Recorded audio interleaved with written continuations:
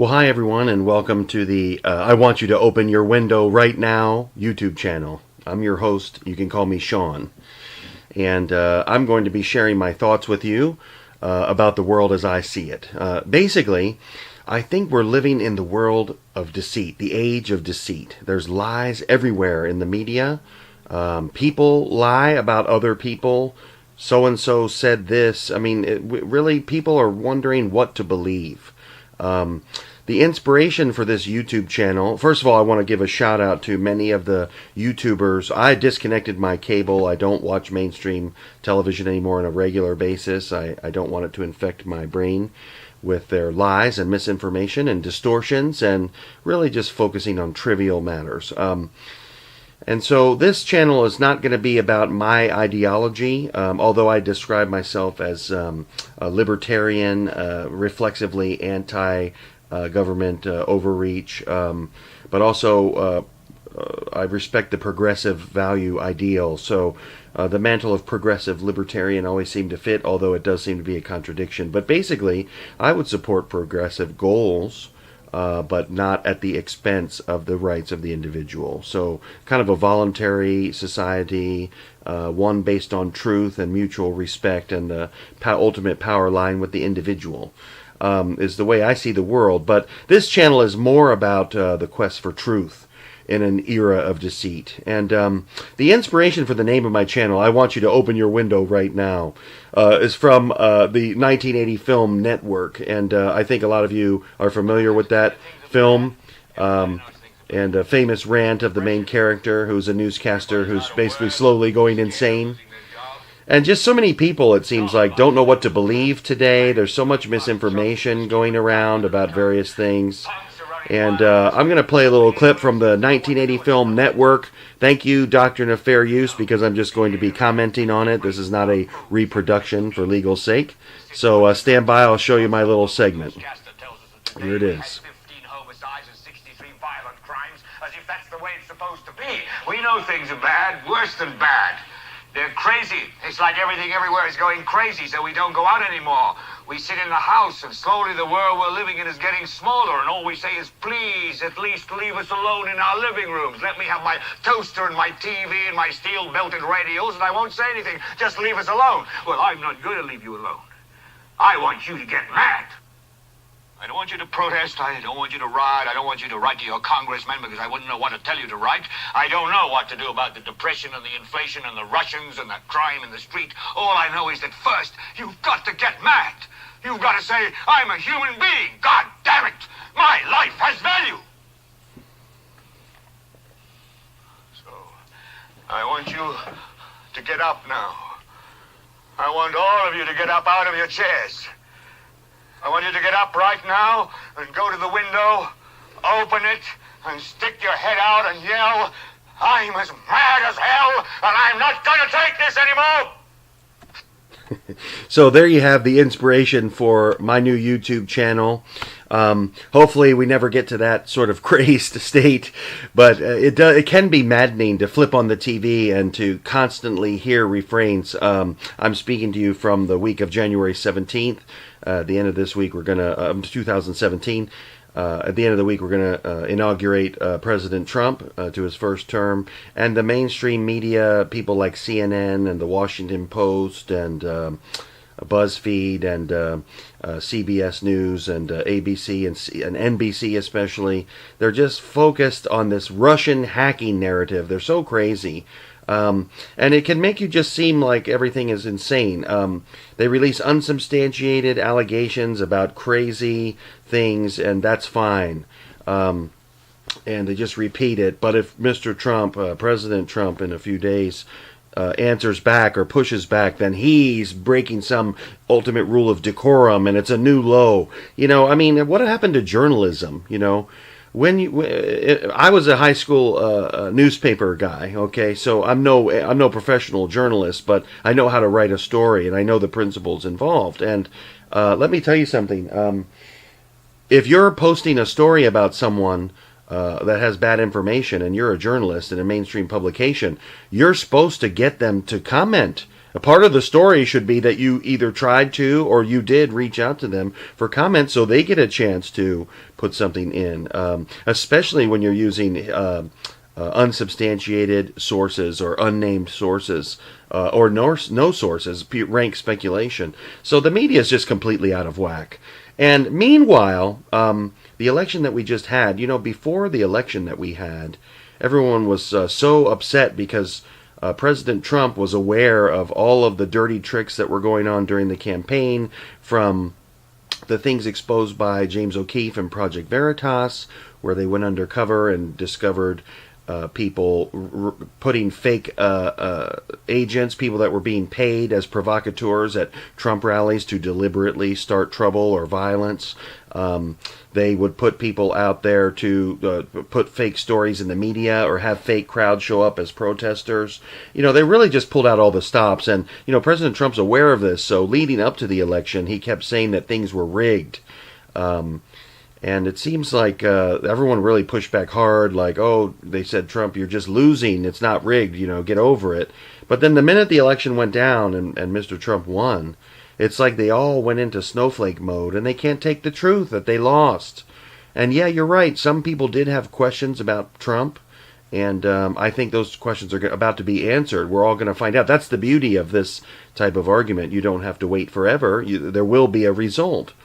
So we're going to have President Trump, and we're going to see if he meant what he said and if he understands some of the big lies that we're being told about our economy, about what the things our nation is doing behind the scenes in places like Syria and in the international monetary system and things like that. But now after the election, even though prior to it they were all freaking out about Trump might not accept the results, they're not accepting the results. I've just read that 40 Democrats are going to abstain or boycott the inauguration. That's ridiculous. And I'm just wondering what people are thinking. So everyone's talking about Russian hacking. Let's talk for a minute about the word hacking. That's usually something that happens to your bank account or to your server at work, where information is stolen, valuable information is stolen, and then used for some type of profit or to defraud you in some way, take your money or release your business copyright secrets and steal your product or research. Here we're talking about, it's not so much of a hack as it is a leak. And nobody hacked in and got the nuclear launch codes from our military. No one hacked in and got troop placements for some conflict we're involved in, or the procedures for Homeland Security so they could sneak in some type of contraband. That would be a hack. This was a leak. This was someone, probably one of the disgruntled Bernie Sanders supporters inside the DNC, because they did Bernie Sanders wrong. That was unprecedented. The clear will of the primary voters in the Democratic Party was for Bernie Sanders to be the nominee. So you want to talk about the election was stolen. It was stolen at the Democratic convention, and that's a fact.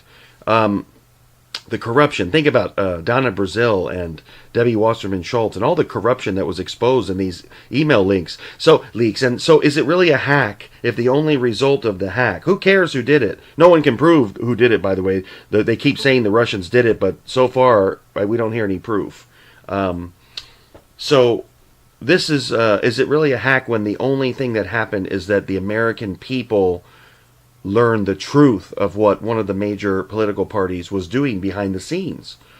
Where's the harm? Okay, are our defenses down? What has happened as a result of this?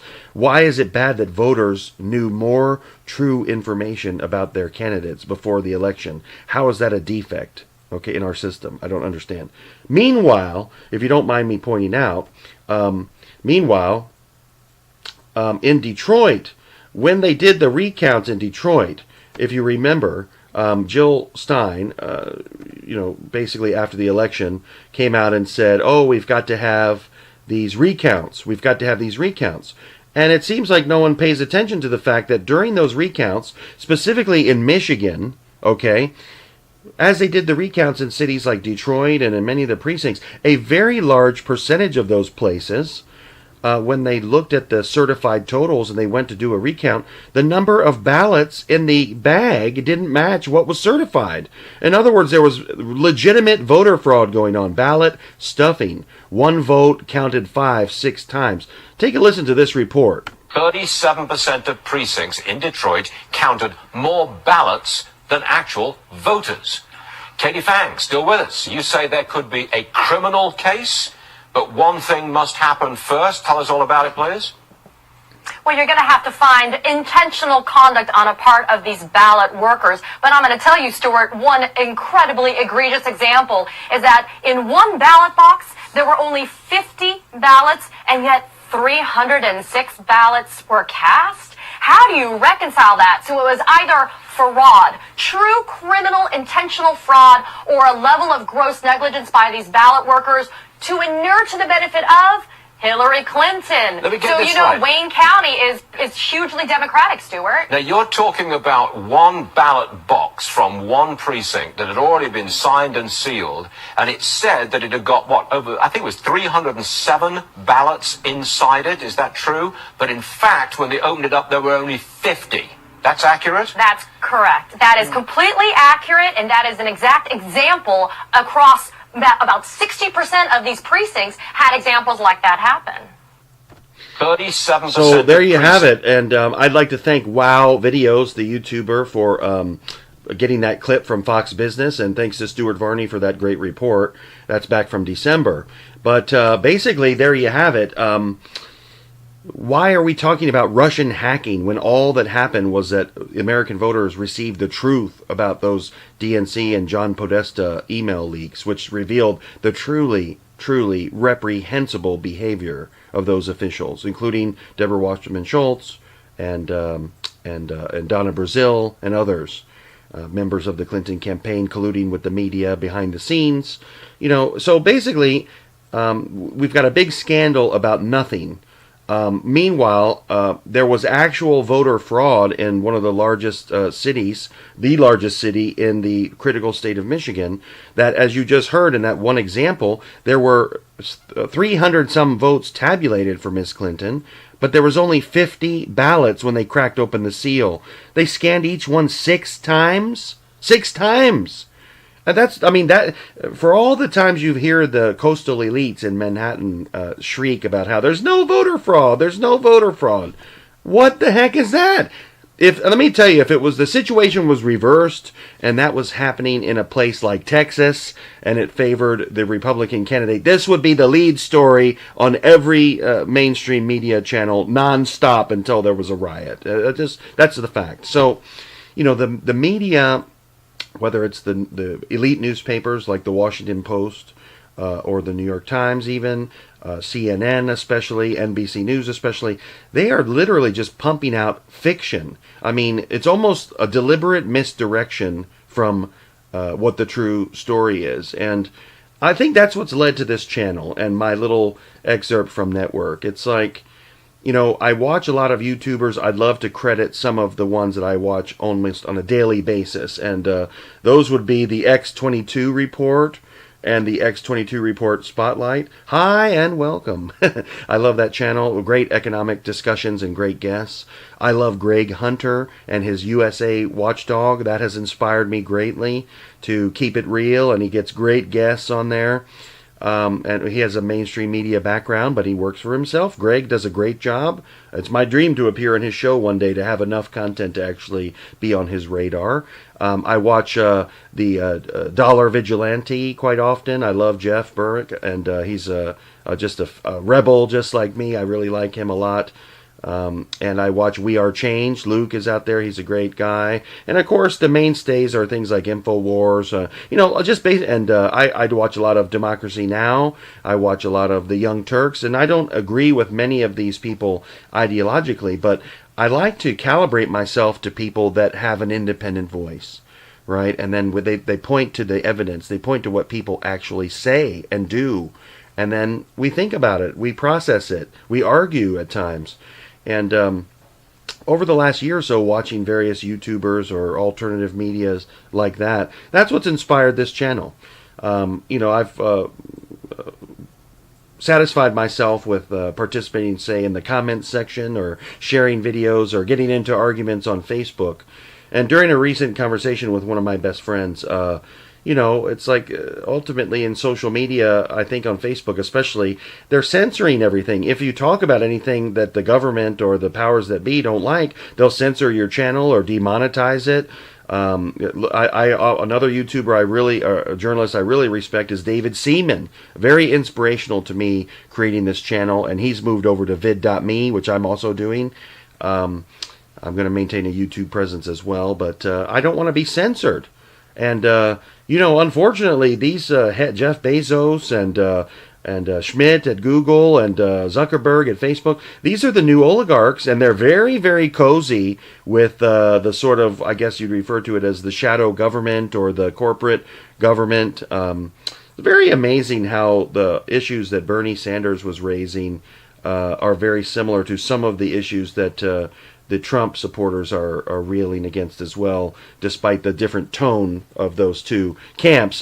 It's amazing what they have in common. And it was a clear objective of the mainstream politicians in Washington and the media to try to keep those two camps apart, right? And because if the Bernie coalition and the Trump coalition ever joined together, they would be kind of unstoppable, because all that would be left, literally, are your reactionary sort of anarcho-communist, feminist, statist extremists that really want us to essentially sell our nation out to a global system that is we'll all be sovereign to instead of the U.S. government on issues like climate change, gun control, currency, and finance. They truly are undermining U.S. sovereignty with almost everything that they do. That this particular crowd of people, and I would define the leaders of that movement as basically epicentered around John Podesta and Hillary Clinton, and who knows who else. So I think lots of mainstream thought in America is coming together to unite, to speak out and speak to truth, not to speak to the partisan divide, not to come down, reflexively pro-conservative or pro-liberal, because really, some of those things are differences of opinion or methodology to how we get to a place where we all can live in harmony and in prosperity. We're dealing with a different division. This isn't right and left in 2017. This is connected and corrupt versus everyone else that's trying to make it in a legitimate and honest way. And so there's been a real revolt against the DC elite in this country. And I think more and more, like the man said, now is the time for all good men to come to the defense of their country. And so I'm joining the revolution. I'm starting a channel, and I'm going to begin the dialogue. I hope that rather than just ranting about things like this on social media with my friends in a format where it might not be welcomed, I'm going to actually invite others to join me and to let's talk about what's happening. And let's my special mission on this channel, I want you to open your window right now, is I want you to get involved. So many people just say, don't be disagreeable, you're being kind of harsh, And I guess that's true if you're just arguing and trying to have everything your own way, but this is about exposing the lies that we're told. We're told a lot of big lies. Basically since the towers fell on 9/11 in 2001, so 15 or 16 years, we've been lied to over and over and over again in this country, starting with the Patriot Act and how it would be used in the future. It's not about terrorism, it's about control of us. We've been lied to about the invasions of Iraq and then Libya. We've been lied to about the origins of ISIS and the termination of Al-Qaeda. ISIS, obviously they're all using American weapons, and the international community, including the Russians and Iranians and Chinese and Syrians, all see ISIS as an extension of the U.S. CIA. And that's insane to think that we've actually had leaders in our country that are shipping endless amounts of weapons to the most radical and insane people on the planet under the banner of ISIS, just so we can achieve some geopolitical goals and basically assert U.S. dominance all over the world. I mean, that truly makes the leaders who have executed those decisions evil, if you want to ask me. So anyway, pointing out the lies. But meanwhile, they go on television and the president says we're going to do everything we can to degrade ISIL. ISIL, you notice he says ISIL, by the way, which is the Islamic State in the Levant, which is the entire Middle East, and as opposed to ISIS, which is Iraq and Syria. So by saying ISIL when the rest of the world says ISIS, he's conceding, President Obama is conceding the entire Middle East in the area known as the Levant to those forces. It just goes to show you whose side the man is really on, unfortunately, in my humble opinion, of course. So there you have it, folks, an explanation of what this channel is going to be about and a little preview of what I'm going to try to do here. I hope that you all are very active in the comments. I'm going to try to invite some of the people I consider to be like-minded friends to come over and comment and hopefully join the revolution, where we don't just let lies go by and hope that people will discover them on their own. We're going to use the tools of technology to expose them as we see them and put the truth out there. And I welcome all of you to the party, and welcome to the I Want You to Open Your Window Right Now channel. Stay mad as hell, and I'm Sean signing off on January 17th.